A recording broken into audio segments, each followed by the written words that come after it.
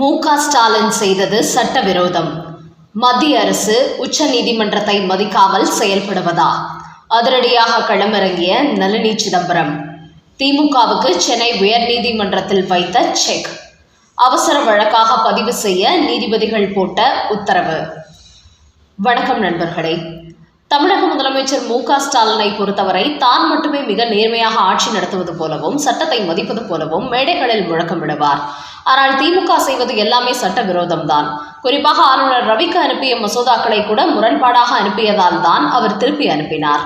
ஆனால் திமுகவோ அப்படிப்பட்ட மசோதாக்களை கூட உச்சநீதிமன்றத்தில் தங்களுக்கு சாதகமாக தீர்ப்பு வாங்கிவிட்டார்கள். அந்த அளவுக்கு இவர்களே பலே கில்லாடிகள். அதேபோல்தான் தமிழ்நாட்டில் ஒரு டிஜிபி நியமனம் செய்தால் அதற்கு இவர்கள் மத்திய உள்துறை அமைச்சகத்திடம் அனுமதி பெற வேண்டும். அடுத்தபடியாக டிஜிபியாக நியமிக்க யார் யார் தகுதி வாய்ந்தவர்களாக இருக்கிறார்கள் என்கிற பட்டியலை இவர்கள் அனுப்பி அதில் யாருடைய பெயரை அவர்கள் சொல்கிறார்களோ செய்கிறார்களோ அவர்களை தான் டிஜிபியாக நியமிக்க முடியும். ஆனால் ஸ்டாலினோ அதை செய்யவில்லை.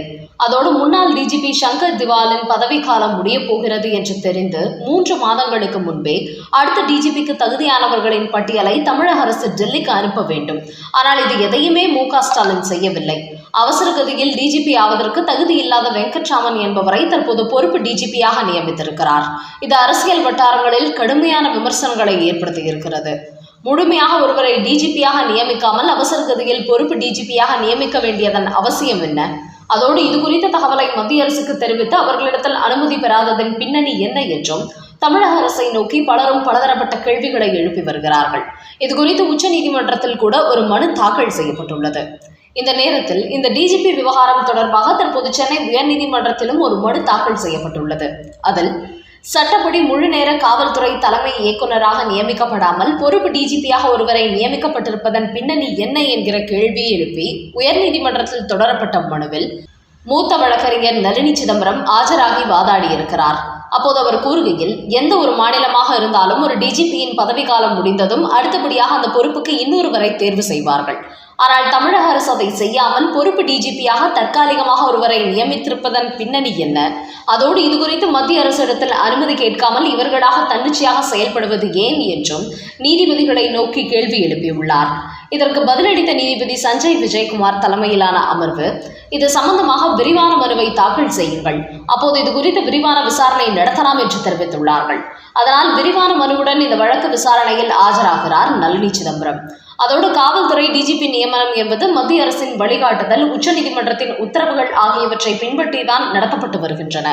ஆனால் தமிழக அரசு யாரிடத்திலும் அனுமதி பெறாமல் தன்னிச்சையாக பொறுப்பு டிஜிபியை நியமித்திருப்பது நடைமுறைக்கு முரணாக உள்ளது. தமிழக அரசின் இந்த செயல்பாட்டை சட்ட ரீதியாக ஏற்றுக்கொள்ள முடியாது. அவர்களின் இந்த செயல்பாடு விவாதங்களையும் கேள்விகளையும் எழுப்பக்கூடியதாக உள்ளது. அதோடு தற்காலிக அடிப்படையில் டிஜிபியை நியமிக்க கூடாது என்று உச்சநீதிமன்றம் ஏற்கனவே தீர்ப்பளித்திருக்கிறது.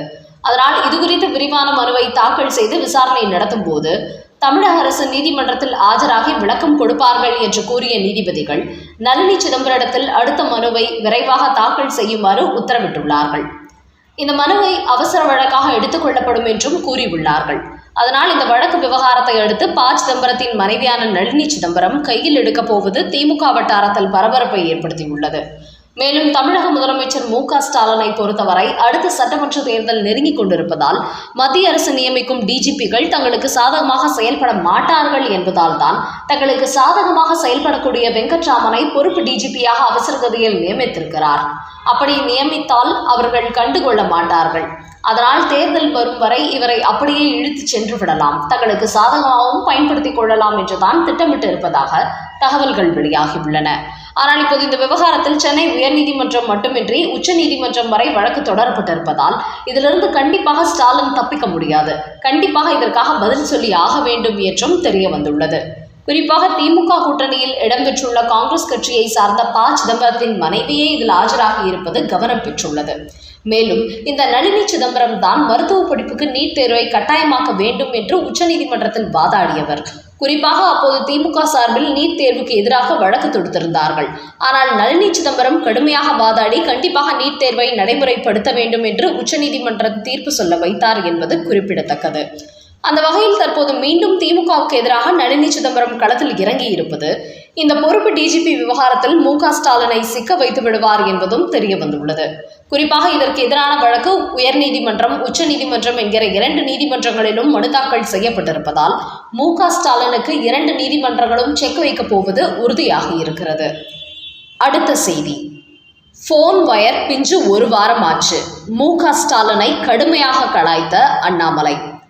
தமிழக முதலமைச்சர் மு.க. ஸ்டாலின் ஆண்டுதோறும் முதலீடுகளை ஈர்க்கப் போவதாக வெளிநாடுகளுக்கு செல்வதை கடுமையாக கிண்டல் செய்து தனது எக்ஸ் பக்கத்தில் ஒரு பதிவு போட்டுள்ளார் பாஜகவின் முன்னாள் தலைவர் அண்ணாமலை. அந்த பதிவில் தற்போது ஜெர்மனி நாட்டுக்கு சுற்றுலா சென்றிருக்கும் முதலமைச்சர் மு.க. ஸ்டாலின் அங்குள்ள பல்கலைக்கழக தமிழ் துறை நூலகத்தை பார்வையிட்டதாக கூறியிருக்கிறார். ஆனால் இந்த பல்கலைக்கழகத்தில் தமிழ் துறை கடந்த ஆண்டு அக்டோபர் மாதமே மூடப்பட்டு விட்டது. இது குறித்த செய்திகள் ஏற்கனவே வெளியாகின. ஆனால் இவரோ கடந்த ஆண்டு மூடப்பட்ட தமிழ் துறையின் நூலகத்தை தற்போதுதான் பார்வையிட்டதாக பெருமையாக கூறியிருப்பது சூரியன் படத்தில் கவுண்டமணி நடித்த காமெடி காட்சியை தான் ஞாபகப்படுத்துகிறது. அதாவது போன் வயர் பிஞ்சு 1 வார ஆட்சி என்கிற காமெடி காட்சியை போன்று கடந்த ஆண்டு இழுத்து மூடப்பட்ட தமிழ் துறையை இந்த ஆண்டு இப்போதுதான் பார்த்ததாக அவர் சொல்கிறார். அந்த அளவுக்கு மு.க. ஸ்டாலின் வெளிநாடு சென்ற இடத்திலிருந்து பல நகைச்சுவை நாடகங்களை அரங்கேற்றம் செய்து கொண்டிருக்கிறார். தமிழுக்காக தான் உயிரையே கொடுப்பது போன்று தமிழ்நாட்டில் பேசிக்கொண்டு தெரியும் மு.க. ஸ்டாலின் வெளிநாட்டுக்கு போகிற இடத்திலும் தமிழ்துறை நூலகத்தை பார்த்ததாக தான் சொன்னால், வெளிநாட்டுக்கு போன இடத்தில் கூட தமிழ் நூலகத்துக்கு போயுள்ளாரே என்று தமிழ்நாட்டு மக்கள் தன்னை பெருமையாக பேசுவார்கள் என்று இவர் நினைக்கிறார். தமிழ்நாட்டு அரசியல் வார்த்தைக்கு வார்த்தை பொய்யை மட்டுமே பேசும் இவர் இப்போது ஜெர்மனிக்கு போன இடத்திலும் அதே பொய்யை அவிழ்த்து விட்டிருக்கிறார். அதோடு ஜெர்மனிக்கு போன இடத்தில் 3200 கோடி மதிப்பிலான ஒப்பந்தங்கள் கையெழுத்தாகி இருப்பதாக இவர் கூறுகிறார். ஆனால் இது ஏமாற்றத்தையும் சந்தேகத்தையும் ஏற்படுத்துகிறது. காரணம், இவர் குறிப்பிட்டுள்ள அந்த 3 நிறுவனங்களுமே தமிழ்நாட்டில் செயல்பட்டு கொண்டிருக்கின்றன. அந்த நிறுவனங்களுடன் ஒப்பந்தம் போட ஜெர்மனிக்கு செல்ல வேண்டிய அவசியம் இல்லை. சென்னையில் இவர் அறையில் உட்கார்ந்து கொண்டே ஒப்பந்தம் போட்டு விடலாம். அதிலும் 3200 கோடி என மிக குறைந்த ஒப்பந்தத்தையே போட்டிருப்பதாக கூறுகிறார். கடந்த ஆண்டில் மகாராஷ்டிரா முதலமைச்சர் வெளிநாடுகளுக்கு சென்றிருந்த போது 15 லட்சம் கோடி முதலீட்டை கொண்டு வந்திருக்கிறார். அதேபோல் உத்தரப்பிரதேச முதலமைச்சர் யோகி ஆதித்யநாத் 7 லட்சம் கோடி முதலீடுகளை அந்த மாநிலத்திற்கு கொண்டு வந்திருக்கிறார். ஆனால் தமிழ்நாட்டு முதலமைச்சர் மு.க. ஸ்டாலினோ 6 முறை வெளிநாடுகளுக்கு முதலீடுகளை ஈர்க்கச் சென்றவர் 18,000 கோடி மதிப்பிலான முதலீடுகள் மட்டுமே ஈர்த்திருப்பதாக செய்தி வெளியிட்டுள்ளார். ஆனால் அவர் போட்டதாக சொல்லும் இந்த ஒப்பந்தங்களை கூட 95% வெறும் காகித அளவில் மட்டுமே இருக்கிறது. எதுவுமே நடைமுறைக்கு வரவில்லை. அந்த அளவுக்கு வெறும் பில்டப்பை மட்டுமே சொல்லிக் கொண்டிருக்கும் மு.க. ஸ்டாலின் எதையுமே சாதிக்காமல் தான் மிகப்பெரிய சாதனை செய்துவிட்டதாக மார்த்தட்டுகிறார். மக்கள் பணத்தில் ஆண்டுதோறும் வெளிநாடுகளுக்கு இப்படி ஜாலி டூர் செல்லும் அவர் முதலீடு ஈர்க்கப் போவதாக சொல்லி தமிழ்நாட்டு மக்களை மோசடி செய்கிறார் என்றும் அண்ணாமலை அந்த பதிவில் தெரிவித்திருக்கிறார். ரஷ்ய அதிபருடன் பிரதமர் மோடி பயணித்த காரின் சிறப்பம்சம் என்ன தெரியுமா? சீனாவில் நடைபெற்ற ஷாங்காய் உச்சி மாநாட்டில் இந்திய பிரதமர் மோடி, ரஷ்ய அதிபர் புடின் உள்ளிட்ட பல ஏராளமான நாட்டு தலைவர்கள் பங்கேற்றார்கள். அப்போது ரஷ்ய அதிபருடன் பிரதமர் மோடி ஒரு காரில் பயணித்தார். அது குறித்த புகைப்படங்கள் உலக அளவில் ட்ரெண்டிங் ஆனது. அந்த கார் பார்ப்பதற்கு சொகுசு கார் போன்று தெரிந்தாலும் மிகப்பெரிய பாதுகாப்பு உபகரணங்கள் அதற்குள் பொருத்தப்பட்டுள்ளதாம். அந்த காரின் பெயர் அவுரஸ் செனட் என்றாலும் இதை ஃபோர்ட்ரீஸ் ஆன் வீல்ஸ் என்றுதான் உலக அளவில் அழைக்கிறார்கள். இந்த காருக்குள் ரஷ்ய அதிபர் புதினை பாதுகாக்கக்கூடிய சிறப்பு கவசங்கள் பொருத்தப்பட்டுள்ளது. அதாவது இந்த காரின் புல்லட் ப்ரூஃப் கண்ணாடி எப்படிப்பட்ட குண்டு தாக்குதலையும் தடுக்கக்கூடியதாம்.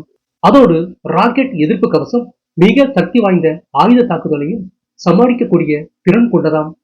வெளியிலிருந்து குண்டுகள், துப்பாக்கிச் சூடு என எந்த ஒரு தாக்குதல்கள் நடத்தப்பட்டாலும் அவற்றை தடுக்கக்கூடிய அதிநவீன தொழில்நுட்ப கருவிகள் இதற்குள் பொருத்தப்பட்டிருக்கிறதாம். சிகிச்சைக்கான அடிப்படை மருத்துவ வசதிகள் இந்த காருக்குள் உள்ளதாம். அந்த வகையில் இந்த காரை ரஷ்ய அதிபருக்கான நகரும் பாதுகாப்பு கோட்டை என்றுதான் கூறுகிறார்கள். இந்த அவுரஸ் செனட் காரின் விலை இந்திய மதிப்பில் 2.5 கோடி ஆகும். இத்தனை சிறப்பு பாதுகாப்புகள் கொண்ட இந்த காரில் தான் ரஷ்ய அதிபருடன் பிரதமர் மோடி பயணித்திருக்கிறார்.